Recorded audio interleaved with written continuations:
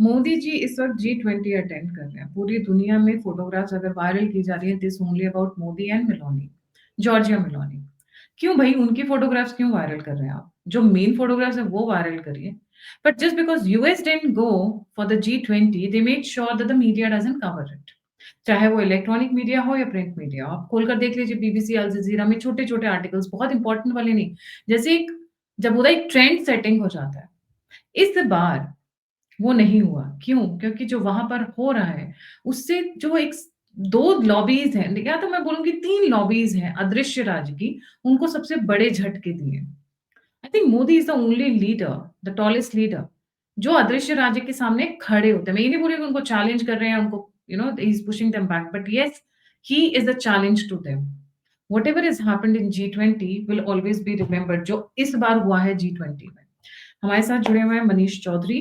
नमस्कार, सत श्री अकाल, राम राम सा, खंबा गणी, वणक्कम, प्रणाम। Let's get started Manish. बहुत इंपॉर्टेंट डेवलपमेंट्स आई हुई हैं और इस बार जो G20 है, वो मुझे लगता है इतिहास में याद रखा जाएगा। Over to you. Thank you Gayatri ji, और आपके सभी दर्शकों को मेरा प्रणाम। आई थिंक G7 में बहुत सारी बातें हुई और उसका रीजन आप देखेंगे तो प्राइम मिनिस्टर कनाडा जाएंगे नहीं जाएंगे, डोनाल्ड ट्रंप ने क्या कहा, किसने सेंटर स्टेज दिया। लेकिन G20 इस बार जबकि उससे बड़ा आयोजन है, उस आयोजन का कवरेज कम है। लोगों ने उसको, जो ट्रेडिशनल मीडिया हाउसेस हैं, उसने उसको ज्यादा कवर नहीं किया। बहुत सारे रीजन होंगे, लेकिन एजेंडा सेटिंग जो इस बार का है वो बहुत इंपॉर्टेंट है, सबके लिए समझने के लिए बहुत जरूरी है। मैं इसलिए बता रहा हूँ, भारत उस एजेंडा सेटिंग को लीड कर रहा है। कैसे? सबसे अभी एक कॉमन चीज, अगर मैं आपके व्यूअर्स में पूछूं कि सारी जगह पे डिस्कस हो रहा है, अरे इसमें क्या होगा, नहीं होगा, कितना पैसा आएगा, वो है एआई। और इससे रिलेटेड और भी एक चीज है, मैं उसको और कवर करूंगा इसके बाद। एआई को लेकर के जब फ्रांस में पिछले साल समिट हुआ था, इसी साल के सर स्टार्ट में, तो वो समिट को इमैनुअल मैक्रोन जो फ्रांस के प्रेसिडेंट है और प्राइम मिनिस्टर मोदी ने उसको को चेयर किया था। नेक्स्ट ईयर भारत में एआई इंपैक्ट समिट हो रहा है 15-16 फरवरी, भारत मंडपम दिल्ली में। इस एआई समिट होने से पहले G20 में प्राइम मिनिस्टर मोदी जाते हैं और उनके जो एजेंडा में वो सबसे पहला चीज, सबसे इंपॉर्टेंट चीज जो बोलते हैं, वो बोलते हैं कि एआई दुनिया भर में कैसे यूज होगा, इसका फ्रेमवर्क डिफाइन होना चाहिए ग्लोबल लेवल पे। और जब वो स्टेटमेंट वो बोल रहे हैं, इससे पहले किसी देश ने इस चीज को लाया नहीं था। वो स्टेटमेंट जब वो बोल रहे हैं, इसका मतलब है भारत इस रिवॉल्यूशन को लीड करने का जो वो उसको आप इच्छा शक्ति बोले वो रखता है, काबिलियत रखता है, हमारे पास विल पावर और स्ट्रेंथ सब है, वो ये दर्शाता है। और जब वो यहाँ पे ये चीज बोल रहे हैं, इसका मतलब है कि डायरेक्ट मैसेज सबको जा रहा है कि it is not going to be, वो होता है ना एकदम बहुत ही ऐसा चीजें छुपा के रखो और किसी को नहीं पता चलना चाहिए, सिर्फ हमारे ही पास है, वो नहीं रहेगा।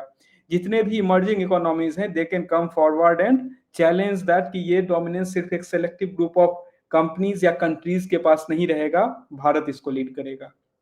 और भारत जैसे जो भी इमर्जिंग इकोनॉमीज है, इट वाज इंडिया का हमेशा, अगर आप देखेंगे तो वहां पे ऐसा नहीं रहा है कि सिर्फ भारत, भारत जैसे, भारत हमेशा इस चीज का अब ये बोलते रहा है कि मल्टी पोलर वर्ल्ड है, एक पोलर वर्ल्ड है, एक किसी का डोमिनेंस नहीं रहेगा।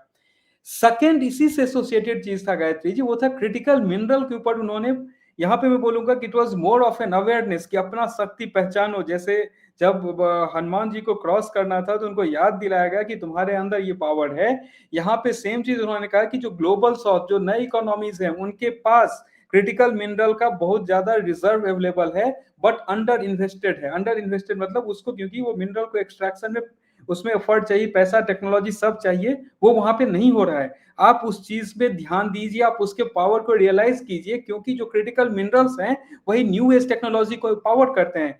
एआई में जो आपको सेमीकंडक्टर्स है, जो चिप उसमें यूज होता है, चाहे वो इलेक्ट्रिक व्हीकल हो, ईवीज, क्योंकि यहाँ एक तीसरा एजेंडा था, वो था कि क्लाइमेट को सुधारने के लिए उसमें पैसा इन्वेस्टमेंट, जो चीज ट्रंप को चुभ गई और वो पहले से ही वो कोपेनहेगन समिट को नहीं मानते हैं रोल, उन्होंने बाइकआउट कर दिया G20 को भी, और वो जो फॉरेन मिनिस्टर्स मीट था G20 का फरवरी में, उसको भी। वहां पे भी भारत यहाँ बोलता है कि यहाँ सबको इन्वेस्ट करने की जरूरत है। और देखिए कितना एक दूसरे से इंटरट्वाइंड है। क्रिटिकल मिनरल रिजर्व्स वो समहाउ आपके ईवी और सेमीकंडक्टर्स और जो भी सोलर पैनल्स इसमें जाते हैं उसमें वो यूज होगा। एंड देन जब पूरा दुनिया भर में इस चीज का प्रॉब्लम आ रहा है कि क्लाइमेट चेंज ये वो, जिसको कुछ जो फर्स्ट वर्ल्ड कंट्रीज हैं जिनको लीड लेना चाहिए था, वो उसमें पीछे हट रहे हैं। इंडिया वहां पर आकर के बोल रहा है कि कि इसको मैं बोल रहा हूँ, इसमें लीड लेना है, ये ज़रूरी है। और जब भारत ये चीज़ बोल रहा है, तो वो उस रिज़ॉल्यूशंस के भी हिस्सा बन रहे हैं, जो वहाँ से निकल के आ रहा है। एंड इसका सबसे बड़ा इंडिकेटर, और इसमें जो जो मुझे जो समझ में आया कि जो सबसे इंपॉर्टेंट चीज है कि ऐसे बातों को लेकर के आना, जो कि जनरली जो वो हमें कंसीडर करते थे थर्ड वर्ल्ड कंट्रीज, वो लेकर के आ रहा है अपने एजेंडा में, और जो first world so called first world countries के एजेंडा में नहीं था, और लेकिन रिजोल्यूशन में निकल के आता है। This is very important. और ये इसलिए भी कि इसके बाद जो उनके बायलैटरल मीट्स होते हैं प्राइम मिनिस्टर मोदी के, उसमें भी ये अलग अलग देश के साथ, चाहे वो ऑस्ट्रेलिया के साथ हो, चाहे वो यूरोपियन जो पावर्स हैं उनके साथ हो, उस मीटिंग्स में भी यही सारे टॉपिक्स वो लोग डिस्कस किए हैं आकर के। ऑस्ट्रेलिया के साथ हम रेयर अर्थ मिनरल के ऊपर हमारा डिस्कशन ऑलरेडी चल रहा है। फ्रांस के साथ हम एआई समिट का हमको चेयर किए, वहां पे डिफेंस डील्स चल रहे हैं, and they are looking India as a market. So हमारा leverage, innovation hub, and as well as the market for all global products, दोनों हिसाब से prime minister Modi technology narrative को यहाँ पे डोमिनेट कर रहे हैं अभी। जी Gayatri ji. So tech is one of the fields. आप जब मेरी और आपकी ऑफ द रिकॉर्ड बात हो रही थी, तो आप कह रहे थे कि अदृश्य राज्य के 3 गढ़ हुआ करते थे, 3 मेन एरियाज। एक तो oil, pharma and arms industry. But अब आप चौथा भी ऐड करते हैं, टेक। इसलिए आप टेक के बारे में आपने टेक से शुरू किया। आते हैं इसके नेक्स्ट पॉइंट पे। It is not open satellite program भी एक लॉन्च हुआ है, जो आप बता रहे थे। जी। बिल्कुल, 2 चीज़ और इसमें था, जो टेक में, एक तो क्योंकि एआई फ्यूचर टेक है, इसलिए उस पे इतना ज़्यादा फ़ोकस है। एंड अभी तक एक अगर मैं हिस्ट्री बोलूँ, तो इंडिया मोस्ट ऑफ द जो टेक रिवॉल्यूशंस था, उसमें काइंड ऑफ लैग कर रहा था। लैग मतलब कि जब पूरा दुनिया जो फर्स्ट वर्ल्ड कंट्रीज़ हैं, उसको भुना रहे थे, फिर इंडिया यूज़ कर रहा था। But this is not going to happen with the new gen tech जो अभी आ रहे हैं, जिसमें सब बराबर पे शुरू कर रहे हैं। साथ में 2 और इम्पोर्टेंट चीज़ है गायत्री जी। एक उसमें हुआ कि डिजिटल पब्लिक इंफ्रास्ट्रक्चर, जिसको कि जैसे फॉर एग्जांपल हम लोग एक सिंपल एग्जांपल दो, यूपीआई की हम बात करते हैं, या as simple as that internet की बात करते हैं, तो ऐसे इंफ्रास्ट्रक्चर को कितना ज्यादा जो नए कंट्रीज हैं, जो नए आई मीन इमर्जिंग इकोनॉमीज हैं, इमर्जिंग पावर्स हैं, वो उस चीज को कितना ज्यादा लोगों तक पहुंचा सकते हैं। अगेन, भारत इस ऑथोरिटी से इतना पावरफुल उसमें इसलिए बोल पाता है क्योंकि भारत ने ऐसे कुछ चीज, फॉर एग्जांपल यूपीआई करके दिखाया है, जिसके hundreds of millions of users हैं और 9 देश में उसको यूज किया जा रहा है, और वीजा जैसे जो कि प्री डोमिनेंट ट्रांजेक्शन मेथड से उसको पीछे कर रहा है। तो this is one of the उसको बोलते हैं डोमिनेट। इंडिया इसलिए उस टॉपिक को डोमिनेट कर पाता है because it has a proven example. Similarly एक प्रॉब्लम हुआ था जिसको मैंने और आपने ब्रेक किया था सबसे पहले, वो था जीपीएस स्पूफिंग का प्रॉब्लम।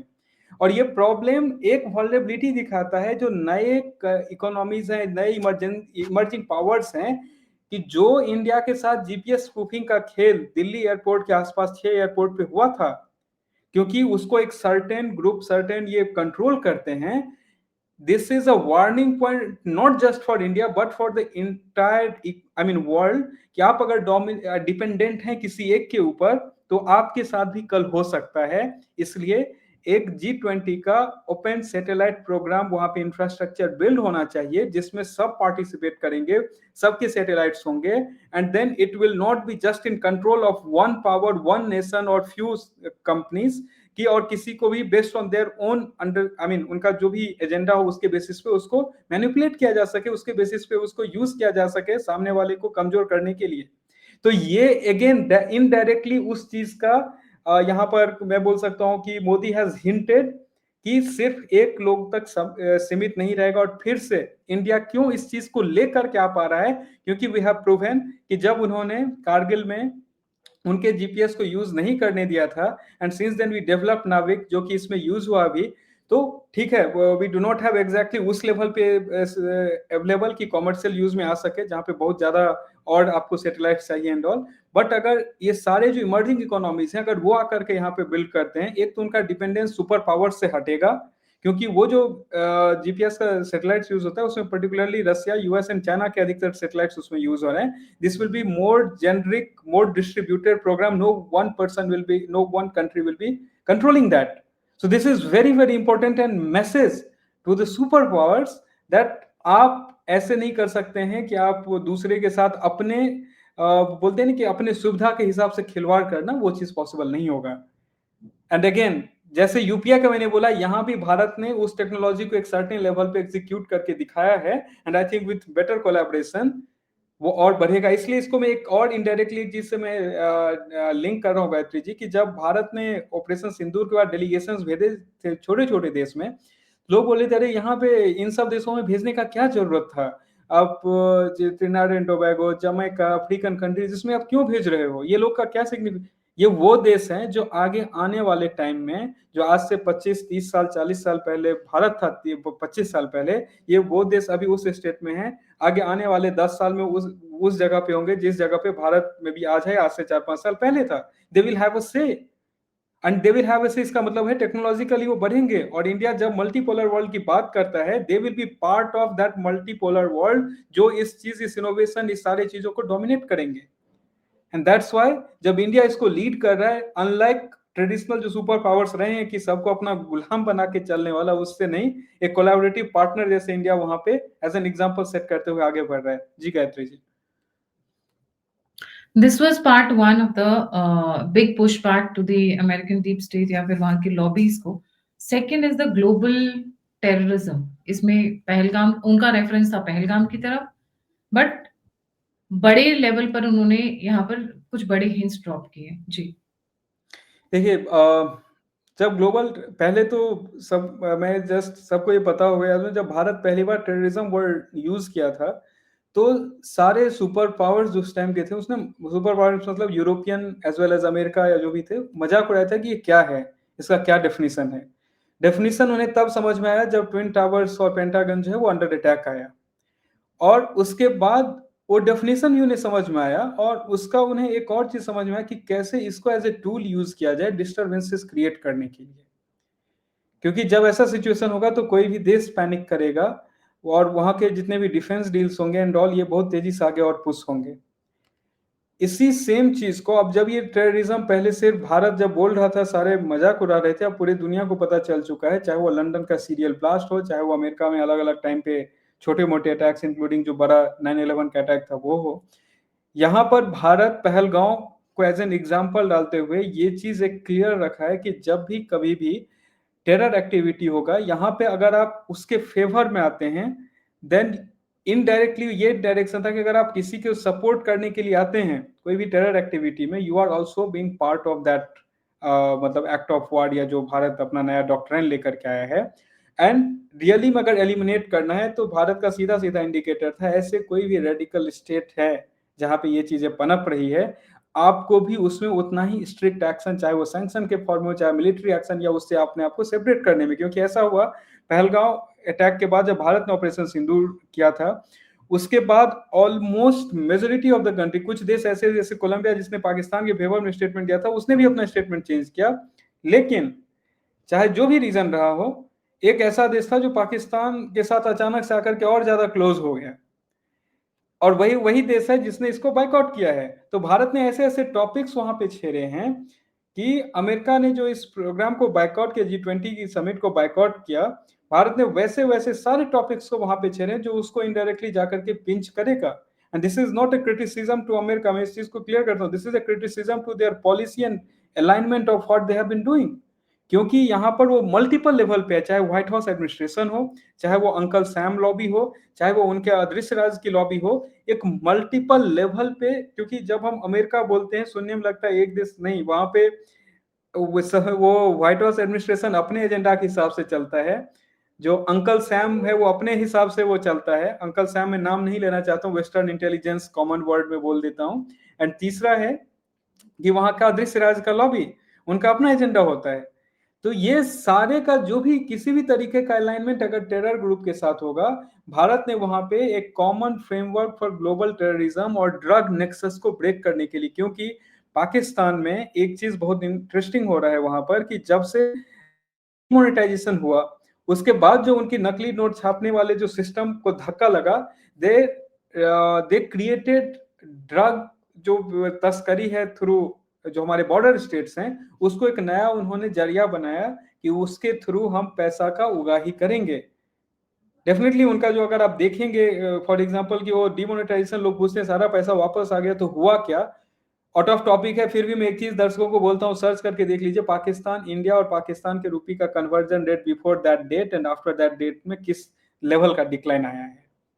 तो वो जो एक ड्रग नेक्सस और टेररिज्म, क्योंकि जो ये प्रॉब्लम क्यों मोदी जी ने वहां पिक किया उसका भी बहुत जबरदस्त सिग्निफिकेंस है, क्योंकि अफ्रीका एक ऐसा मेजर कॉन्टिनेंट में से जहां पे ये दोनों चीज बहुत साथ साथ काफी क्लोजली चल रहा है। वहां भी रेडिकल स्टेट्स हैं, वहां भी drug trafficking, drug abuse, drug के पैसे को यूज करके टेरर में, जो कि काइंड ऑफ 1990s में इंडिया में वो एक दूसरे का पर्याय बन चुका था कि ड्रग का पैसा, जो ड्रग्स का पैसा है उसको यूज करके टेरर में यूज करना, टेरर अटैक्स में फंड करने के लिए। सो यहाँ पे भारत सीधा सीधा अपील कर रहा है कि देखिए, और पूरे दुनिया भर का जितने भी हम नेटफ्लिक्स और इस सब पे सीरीज देखते हैं, तो सबसे ज्यादा जिसका बॉर्डर कमजोर है इस चीज को रोकने में, वो और कोई नहीं, वो अमेरिका है। पूरा साउथ अमेरिका, इससे जो फंडिंग वहां पे जाती है, सबसे बड़ा मार्केट वो बना हुआ है। तो आईना दिखाने का ये काम हुआ है वहां पे बेसिकली। जी, so tech lobby, the arms lobby and now one of the biggest lobbies, जो हम सोचते हैं कि बहुत ही अच्छे अच्छे कामों में इन्वॉल्व है, वो तो भगवान की देन है। भगवान के मतलब उनके हाथों से हमें दवाइयां दिलवाते हैं, द फार्मा लॉबी। जी, इनको बहुत साइलेंट झटके लग रहे हैं। देखिए, मैं अभी अभी जब हम बात कर रहे थे दिल्ली ब्लास्ट की, आपने एक चीज नोटिस की होगी, the medical council of India which is a private body, में सभी को बताऊंगी इट्स अ प्राइवेट बॉडी, ये एक बार भी सामने नहीं आई। इन डॉक्टर्स को प्रैक्टिसिंग लाइसेंस कहाँ से मिलेंगे जो पकड़े जा रहे हैं, या कई जो अभी स्टूडेंट की फेलोशिप में थे, एक स्टेटमेंट नहीं आया। बट दौड़े दौड़े भागे भागे फटाफट पहुंच गए। रामदेव ने ये कैसे क्लेम कर दिया, how dare you. And Himalayas, chyawanprash के लिए उनको रिसेंटली सू करने जा रहे हैं, लोगों को पता नहीं होगा। आप रामदेव के पीछे पड़े रहते हैं, क्यों? क्योंकि Ramdev is representing Hinduism, Ramdev is representing Ayurveda, herbal way of curing your body. He may not be 100% successful. Nobody is 100% successful. Even the allopathic medicines that we take, it's not successful. Chemotherapy करा करा के कैंसर पेशेंट्स को बेवकूफ बना रखा है। कौन बच जाता है? मनीष, बहुत अच्छी तरीके से रडार पे लिया है। जी। देखिए, इसको इन्होंने जो रडार पे लिया है गायत्री जी, वो मैं सारे दर्शकों को बोलूंगा कि भारत का एजेंडा एक बार पढ़ें, जो 6 पॉइंटर एजेंडा लेकर के मोदी जी गए थे। दो चीज था वहां पे। ग्लोबल, उन्होंने बोला कि एक टास्क फोर्स बनाओ जो मेडिकल सप्लाईज, मेडिकल ट्रीटमेंट के लिए टीम रेडी रहे, और उसके साथ एक और पॉइंट भारत ने बोला कि पूरे दुनिया भर को अपना जो ट्रेडिशनल नॉलेज है उसका एक प्रिजर्व करने का एक तरीका लेकर के वहां पे आना चाहिए। And when he is saying that, it means कि प्रिजर्व करने का तरीके का वहां पे मतलब है पूरे दुनिया भर में एक चीज सारे जगह पे, पर्टिकुलरली जो पुराने सिविलाइजेशंस हैं, चाहे वो आप जापान उठा लें या चीन उठा लें या अफ्रीका उठा लें या भारत उठा लें, एक कॉमन चीज सारे जगह पे था कि इनके अपने अपने चिकित्सा पद्धति थी जो कि काफी सक्सेसफुल रहा है और अभी भी फॉलो किया जाता है। Japanese people almost they live the highest years. अब उन्होंने जो ये नॉलेज प्रिजर्व का बात कहा है, वो बात एक चीज पे है कि आपके जो ट्रेडिशनल जो चीज आपके यहाँ काम करती थी, उस चीज को आप बचाओ, उस चीज को सामने लेकर के आओ। और ऐसा नहीं कि सिर्फ अपने देश में, आपका वो काम करते हैं दूसरे देशों में लेकर के जाओ, क्योंकि पहले आप बचाओगे फिर तो दूसरे देश में लेकर के जाओगे। एक, और दूसरा कि सारा जो ग्लोबल एक G20 में जितने देश हैं, ग्लोबल मेडिकल टीम प्रिपेयर करें जो हमेशा रेडी रहे सर्व करने के लिए। क्योंकि कोई भी अगर आप देखेंगे, ट्रेंड है कि ऐसे बड़े बड़े महामारी एक सर्टेन टाइम पर आते हैं, और इसको इन्होंने एक साइंटिफिक फेनोमेना काइंड ऑफ बना दिया है। बट वो एक पुश होता है, अचानक से कुछ नहीं हो रहा होगा। आपको दिखेगा मेडिकल लाइन में कोई बड़ा सक्सेस, कुछ ऐसा ब्रेक थ्रू नहीं आ रहा। अचानक से कोविड आ गया और वैक्सीन भी 1 साल के अंदर तैयार हो गया। और फिर हो सकता है कि ये 2030 32 35 तक आते हुए नया कोई महामारी आ रही है और उसका भी। तो वो एक लॉबी है जिसको कुछ ना कुछ, क्योंकि पूरा जो मेजर दुनिया में जो इलेक्शन, जिसके अमेरिकन इलेक्शन पे सबकी नजर रहती है, ये इसी लॉबी से वहां पे एक पार्टी पर्टिकुलरली मैं नाम नहीं लूंगा फंड होती है। तो ऐसा सिचुएशन क्रिएट वो बार बार करते रहेंगे। उनको एक बिलियंस ऑफ डॉलर्स का सेल अचानक से किसी 1 साल में होगा। उस चीज को इंडिया इनडायरेक्टली हर एक देश को आगाह कर रहा है कि आपका अपना जो चिकित्सा पद्धति जो इससे पहले काम कर रहा था वो तैयार रखिए, आप उस नॉलेज को प्रिजर्व कीजिए, उस नॉलेज को बाहर भी लेकर के जाइए। क्योंकि भारत आयुर्वेद को लेकर के पिछले प्राइम मिनिस्टर मोदी के पावर में आने से लेकर के इस चीज के ऊपर काम करते रहे कंटिन्यूसली कि कैसे आगे लेकर के जाएं, और उसमें अरंगा लगाने के लिए बहुत लोग आए हैं। बहुत सारे लोग आए हैं, चाहे जो कंपनी ट्राई करना चाह रही है उसको सू कर रहे हैं and what not. But Bharat इस चीज को चाहे योगा हो या जो भी हो ले जाने की कोशिश कर रहे हैं। मैं ये इंटेंशन ये दिखा रहा हूँ यहाँ पर। अगेन जो हमने पिछले 2-3 लॉबी की बात की, यहाँ पर भी भारत ने इनडायरेक्टली बोला है बाकी सबको कि आप अपना पावर रियलाइज कीजिए। आपके अंदर है, आप वो आपके अंदर आपका जो पुराना नॉलेज है, जिस पे इतना दिन आपका सभ्यता, आपका सिविलाइजेशन चलते हुए आया है, उस चीज को रियलाइज कीजिए। आपके अंदर पोटेंशियल है, आप हम खुद का ग्रुप बना करके एक इंफ्रास्ट्रक्चर बिल्ड कर सकते हैं। अभी तक अमेरिका की परेशानी सिर्फ ब्रिक्स ग्रुप थी, लेकिन अभी ये G20 समिट में उनकी परेशानी का जो दायरा है वो और बढ़ने वाला है। और इसलिए भी बढ़ने वाला है क्योंकि यूरोप यूएस को डंप कर रहा है और भारत की तरफ भाग रहा है। देखिए भारत ह्यूमन कैपिटल भी अभी के लिए, ह्यूमन कैपिटल जब मैं बोल रहा हूँ तो सबसे ज़्यादा यहाँ पे स्किल रिसोर्स हैं और होने वाले हैं इन टर्म्स ऑफ वॉल्यूम, जिसमें यूरोप स्ट्रगल कर रहा है या बहुत सारे एडवांस्ड इकोनॉमीज स्ट्रगल कर रहे हैं। दूसरा चीज़, कनाडा के साथ जो सिचुएशन बहुत ही नाजुक हालत में गई थी, उसमें कुछ सुधार आ रहा है और सुधार का एक इंडिकेटर है कि जब H1B वीज़ा पे यूएस में हो हल्ला मचा था तो कनाडा के जो पीएम है उन्होंने कहा था कि हम वो जो भी स्किल वर्कर्स वहाँ पे यहाँ आना चाहते हैं, रूल्स हमने और सिंप्लीफाई कर दिए, आप यहाँ पे आइए, यहाँ के इनोवेशन में आप पार्टिसिपेट कीजिए। भारत वो ह्यूमन कैपिटल सप्लाई करने का भी अभी मादा रखता है और सबसे ज्यादा जो ग्लोबल में प्रोडक्ट इनोवेशन हो रहे हैं उसको भी कंज्यूम करने का मादा रखता है। और यही हमें एक ऐसा यूनिक पोजीशन पे ला करके खड़ा कर रहा है, चाहे ग्लोबल वो इनोवेशन हो या कंजम्पशन हो, दोनों में हम दुनिया को लीड कर सकते हैं। अब लोग बोलेंगे अतिशयोक्ति है कि मैं बोल रहा हूँ लीड कर सकते हैं। in certain areas we are as good as anyone else in the world, but there are many areas जहां पे हम अभी कर रहे हैं, may be next 5 years 10 years, जब मैं बात कर रहा हूँ ये आजकल की बात नहीं होती है, ये 1 डिकेड 2 डिकेड तक की यहाँ पे एजेंडा सेटिंग होता है, यहाँ पे बात होती है। जी गायत्री जी। ये तो हो गई कि किस तरीके से अदृश्य राज को पुशबैक दिया गया है मनीष, बट पैरेलली बहुत सारी बायलैटरल मीट्स हुई हैं और जो बायलैटरल मीट्स में स्पेशली जॉर्जिया मेलोनी और मोदी जी के को ज्यादा वायरल किया गया है, बट उससे भी कई इंपॉर्टेंट मीट्स हुई हैं। Let's elaborate on that a bit. जी। जी देखिए वो जब भी ऐसे किसी जगह पे जाते हैं प्राइम मिनिस्टर मोदी या जो इटली की प्राइम मिनिस्टर हैं जॉर्जिया मेलोनी, तो आई थिंक उन लोग को भी पता है, वो लोग भी वहां से कोई ना कोई ऐसा वीडियो छोड़ देते हैं कि टीम मेलोडी एंड ऑल, तो एंड इंटरनेट पागल हो जाता है वो देखते ही।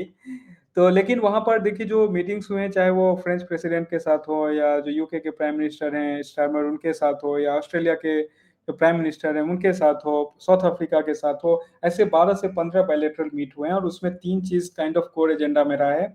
वो है डिफेंस, वो है टेक एंड वो है आपका critical mineral and definitely some other agendas like climate and all, वो डेफिनेटली ऑयल गैस एनर्जी वो भी रहा है। यहाँ पे मैं 2 चीज काइंड ऑफ मैं हाईलाइट करना चाहूंगा गायत्री जी कि बिफोर गेटिंग इनटू दिस, एक इंटरेस्टिंग पार्ट हुआ, इतने सारे यूरोप के लोग थे यहाँ पे प्रेजेंट यूरोपियन पावर से, 30 पेज के रिजोल्यूशन में यूक्रेन एक बार आया बस। 30 पेज के रिजोल्यूशन में यूक्रेन एक बार आया और इस सारे देश में अगर रशिया के फेवर वाला कोई एक देश था तो सिर्फ भारत था और उसने यूक्रेन को बस एक बार आने दिया। इनडायरेक्टली ये एक इंडिकेटर है कि अगर अमेरिका वहां पे प्रेजेंट नहीं है, यूरोप के सारे पावर्स होने के बाद भी यूक्रेन का सिर्फ एक बार नाम आना उस रिजोल्यूशन में, तो इंडिया वहां पे किस वेट के साथ प्रेजेंट था ये समझना बहुत इंपॉर्टेंट है। और दूसरा चीज वहां पे ये जो ब्राजील के जो प्रेसिडेंट है उनके साथ प्राइम मिनिस्टर का मिलना और ये जो सारे इनके साथ जो डिस्कशन हुआ है जिसमें ग्लोबल साउथ एक है बहुत बड़ा एजेंडा। डिफेंस के जब मैं बात कर रहा हूँ अगेन भारत, मैं बार बार बोलते रहा हूँ कि भारत अगर सबसे बड़ा मार्केट है तो भारत अपने हिसाब से सामान भी खरीदेगा। उस चीज को फिर से वहां पे क्लियर कर रहा है कि मुझे कब तुमसे राफेल खरीदना है, कब मैं रशिया से जाकर के सुखोई खरीदूंगा या कब मुझे अमेरिका से जाकर के कुछ और खरीदना है। एंड टेक की जहां तक बात है, इन सबको चाहिए स्किल रिसोर्स क्योंकि इनके पास पैसा है टू इन्वेस्ट। जो यूरोप के जो पावर्स हैं वहां पर भी इंडिया यहाँ पर ऐसा नहीं बोल रहा है कि यहाँ बैक ऑफिस भारत बनेगा और तुम पैसा है इन्वेस्ट करो, भारत में इनोवेशन होगा। और जिस चीज में हम आगे हैं, क्योंकि अगर आपको पता हो इतने बड़े 147 लोगों का टीम लेकर के वो स्टारमर आए थे भारत, जो ट्रेड डील है, क्योंकि बाकी ये सारे देश भी ट्रेड डील ढूंढ रही है भारत के साथ, क्योंकि इतना बड़ा मार्केट दुनिया में अभी कोई भी नहीं है। चीन 150 करोड़ बोलता है ऑन पेपर, बट कितनी आबादी है लोगों को नहीं पता। It can be well projected है अच्छे-अच्छे एस्टिमेट्स के साथ कि 100 करोड़ से अंदर है। जिस तरीके का वहाँ पे रियल एस्टेट जो बबल बर्स्ट हुआ बिल्डिंग के बिल्डिंग, गाँव के गाँव, शहर के शहर खाली चल रहे हैं। तो सबसे बड़ा कंजम्पशन मार्केट भी ये है और जब इस सारे चीज़ में हमें चाहिए कि हमें एक बहुत ज़रूरी चीज़ है, वो ये है कि क्रिटिकल मिनरल जो रेयर अर्थ मिनरल है, भारत में बहुत बड़ा रिज़र्व है but we need advance technology and investment into that. वो डिस्कशंस भी चल रहे हैं कि सिर्फ और सिर्फ वहां पे ये जो क्रिटिकल मिनरल का जो वॉर चल रहा है वो चाइना पाकिस्तान और यूएस उसमें प्लेयर नहीं। पाकिस्तान तो ठीक है टेम्पररी प्लेयर है। चाइना और यूएस के बीच का दुनिया से बड़े चाइना क्या बोला यूएस क्या बोला ये देखने में नहीं रहेगी। भारत वहां पर अपना छाप छोड़ने के लिए तैयार है और जब तक हम नहीं इंटरनली बिल्ड कर लेते हैं ऑस्ट्रेलिया वो एक हमारे लिए सप्लायर हो सकता है। तो भारत अपने ट्रेड को डाइवर्सिफाई कर रहा है, अपने इन्वेस्टमेंट को डाइवर्सिफाई कर रहा है and also setting the agenda to the world कि अगर हम सबसे बड़े मार्केट हैं तुम लोगों के लिए, I will tell you what I want, how what kind of deal I want. And अगर हम सबसे बड़े रिसोर्स हमारे पास स्किल रिसोर्स का पूल बनने जा रहा है for the next gen technology, it will be me who will be telling you कि तुम कहाँ पैसा लगाओ, तुम किधर लगाओ। ये प्री कॉलोनियल माइंडसेट के साथ आप नहीं कर सकते। और जितने नए इकोनॉमी चाहे अफ्रीका हो या ब्राजील हो, भारत जब उनके साथ बात कर रहा है it's more of an collaborative global south kind of approach. कि ऐसा नहीं होगा कि कोई एक या दो देश डोमिनेट करेगा कि तुम्हें क्या करना है मुझे क्या करना है। वी हैव एनफ पोटेंशियल, चाहे वो डिफेंस डील्स हो, क्योंकि यहाँ पे डिफेंस डील्स की भी हुई है, वो बात बहुत ज्यादा नहीं आ रही क्योंकि G20 समिट था। बट जो उसमें न्यूज आ रहे हैं कि जो ग्रुप्स थे उसमें डिफेंस डील्स भी डिस्कस हुए हैं।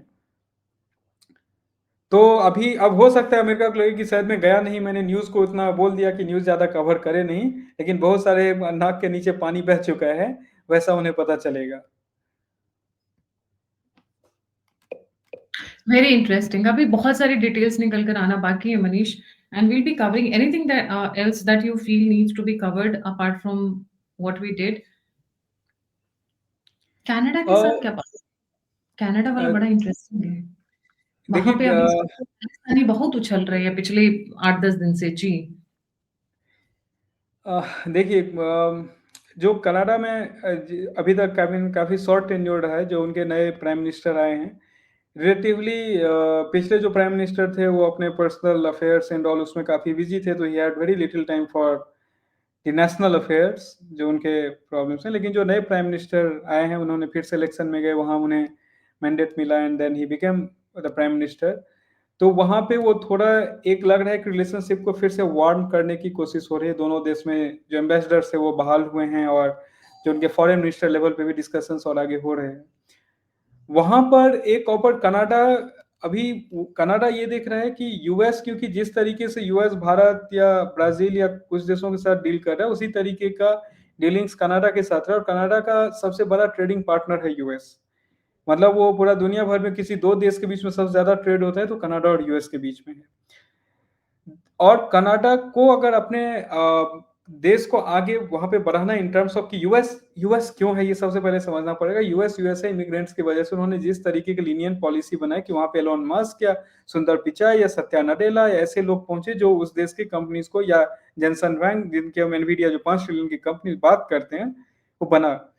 Now that is also an example for the other advanced economies. इनके पास पैसा है, रिसोर्स है, but they need I mean skilled resources और अपना प्रोडक्ट कहीं बाहर सेल करने का। तो कनाडा उस चीज, उस अपॉर्चुनिटी को, जो उनके नए प्राइम मिनिस्टर हैं वो पहले इकोनॉमी एंड फाइनेंस में काफी काम कर चुके हैं, he knows that equation very well कि यहाँ पर अगर आगे बढ़ना है फॉर बीट भारत या बीट कनाडा, दोनों के लिए उस चीज को कैसे, उस प्रॉब्लम को टैक्टफुली हैंडल करते हुए, जो खालिस्तान का एक मुद्दा जो पैरेलली चल रहा होता है उसको हैंडल किया जाए और आगे बढ़ा जाए।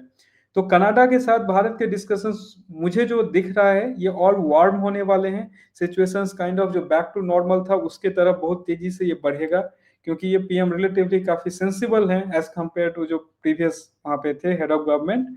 एंड उसके साथ साथ अगर आप देखें तो यहाँ पे इटली या फिर जो यूरोपियन पावर्स हैं उसके साथ भी डिस्कशन में सारा देश एक चीज है जो डिस्कस करना चाहता है कि how can we get FTA with India, जिनके पास नहीं है अभी। और भारत भी इस चीज को बहुत टैक्टफुली एक डील कर रहा है कि अमेरिका की भाई देखो तुम एफटीए के लिए तब से चिल्ला रहे हो लेकिन इधर तो हमारे एफटीए होते जा रहे हैं। तो वो भी एक, और तुम काइंड ऑफ चाहे जो भी ये एफटीएस कर रहे हैं, तुम इनका टेम्पलेट उठाओ, तुम्हें करना है करो। तो क्योंकि भारत, अगर आप देखें डिफेंस डील में जो इसके सबसे एडवांस फाइटर जेट्स हैं वो फ्रांस के साथ खरीद रहा है, जो राफेल अभी तक 5th जनरेशन, ठीक है, उसकी बातें चल रही।